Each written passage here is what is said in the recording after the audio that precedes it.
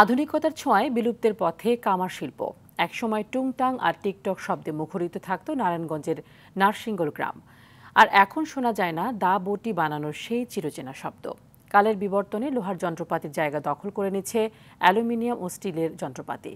প্রতিযোগিতায় টিকতে না পেরে কামার শিল্পের সঙ্গে জড়িত অনেকেই এখন এই পেশা পরিবর্তন করে ফেলছেন। রূপগঞ্জ প্রতিনিধি SM রুবেল মাহমুদের পাঠানো তথ্য ও চিত্রে আরও জানাচ্ছেন লামিয়া তানজিন মাহমুদ।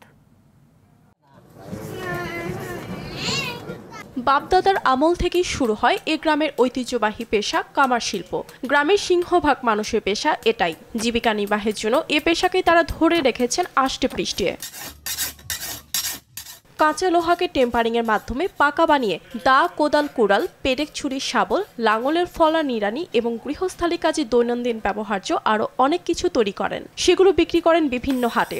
আকৃতি ও লোহা ভেদে ভিন্ন ভিন্ন দামে বিক্রি করছেন এসব পণ্য। কিন্তু সময়ের সাথে সাথে যত্নে করা পেশাটির যেন অপমৃত্যু হয়ে যাচ্ছে।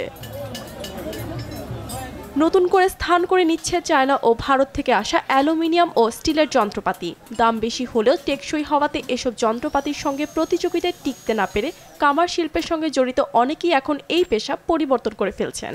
আগে দাবিয়া ছিল, কিন্তু দিনে দিনে এটা নিচে পড়তাম গো, এটা কিন্তু আর উত্তর হইতাম গো। বিক্রি হয় মাত্র সম্পূর্ণ খরচ, কয়লা ময়লা খরচ দিয়া আপনার দেখা গেছে দাম গো 50-60 টাকা কেজি থাকে না। কোনো বেচে না, 4টা মেয়ে, একটা ছেলে, অন্তর সংসার চালাইতে পারতাছে না স্যার। অনেক মাধ্যম থেকে আসছিল, বলছিল আমাদের অনেক সহযোগিতা করবে, কোনো ঋণ দিবে, কিন্তু আমরা কোনো ঋণও পাইনি, কোনো সহযোগিতাও পাই নাই। দাদার আমরা এই ব্যবসা করতেছি, সরকারের কাছে আমরা এই বস্তাটা টিকাই রাখতে চাই।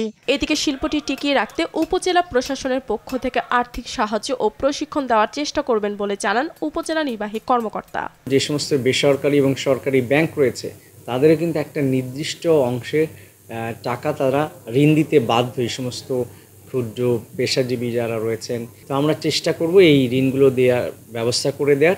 সরকারি পৃষ্ঠপোষকতা ও সহযোগিতা পেলে প্রাচীন এ শিল্পে জীবিকা নির্বাহের জন্য আরও নির্ভর করতে পারবেন এ পেশার মানুষেরা। এমন স্বপ্ন দেখছে গোটা নারসিংগল গ্রাম।